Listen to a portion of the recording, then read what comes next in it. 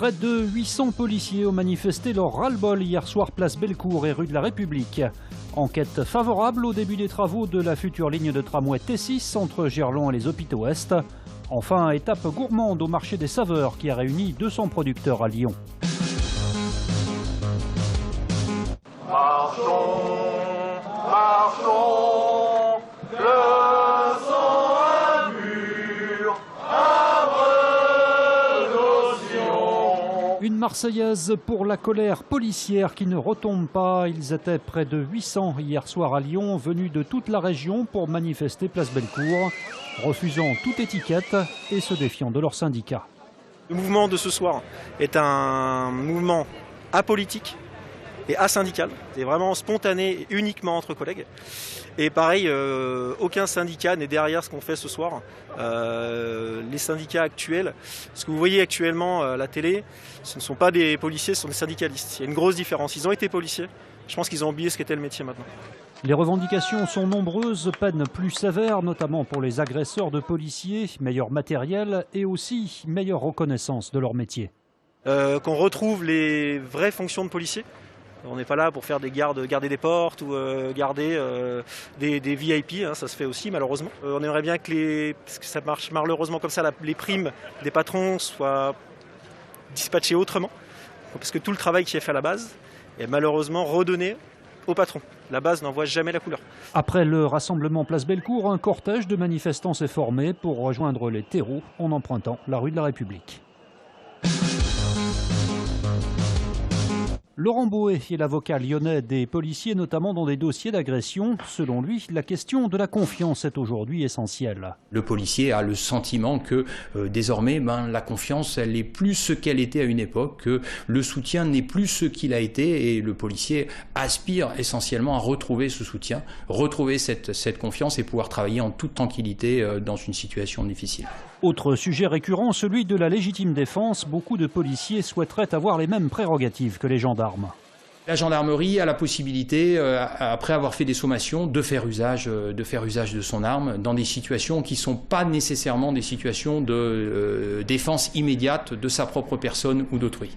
Mais cette situation d'état d'urgence peut nous permettre de réfléchir parce que je ne sache pas qu'au niveau de la gendarmerie, on ait beaucoup de problèmes sur l'usage de la légitime défense et l'usage des armes.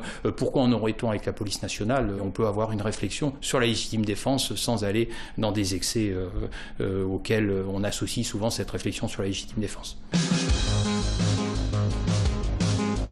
Le dramatique accident de camion de Condrieu du 12 octobre dernier a fait une deuxième victime. Après la fillette de 2 ans morte écrasée par le poids lourd, c'est son grand-père qui l'accompagnait qui vient de succomber à ses blessures. Le conducteur qui a été contrôlé positif aux stupéfiants a été écroué, mis en examen pour homicide involontaire aggravé.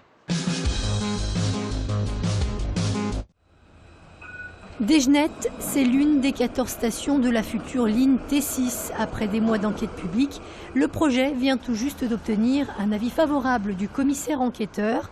C'est le préalable au début des travaux. La ligne longue de près de 7 km permettra de rejoindre en 21 minutes Gerland aux Hôpitaux Est et desservira 3 arrondissements lyonnais ainsi que les villes de Vénissieux et de Bron. Cette ligne T6 va faire le lien avec le T2, le T4. C'est la ligne D du métro, c'est donc une ligne de rocade et elle intercepte quasiment tous les modes lourds que l'on a sur l'agglo. Le chantier va donc pouvoir débuter mi-novembre. Première étape, la déviation des réseaux présents le long de la future ligne. La mise en service de T6 est prévue fin 2019. Le marché des saveurs a envahi la place Bellecour aujourd'hui. Près de 200 producteurs de toute la région sont venus faire découvrir leurs produits et leur savoir-faire, tous triés sur le volet. On privilégie les appellations d'origine protégées. On valide aussi avec certains comités de promotion. Souvent, certains sont primés au concours général agricole, d'autres sont primés aux opérations de fermiers d'or et ils portent haut les couleurs de leurs produits. Les gens de la région et les Lyonnais en particulier sont gourmands. Donc la gourmandise appelle les bons produits.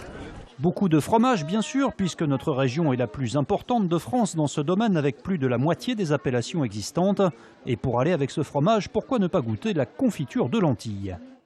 Donc c'est de la pulpe de lentilles qui est préparée comme une confiture.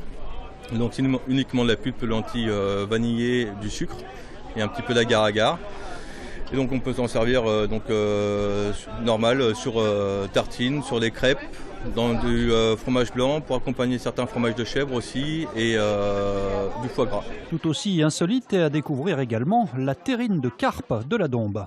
À partir de nos filets de carpe, donc on fait une base, une crème de Bresse AOP, des œufs entiers, des choses comme ça. Et ben voilà, les consommateurs ils redécouvrent un peu le poisson avec nos produits transformés, c'est tout à fait accessible et en plus ça plaît.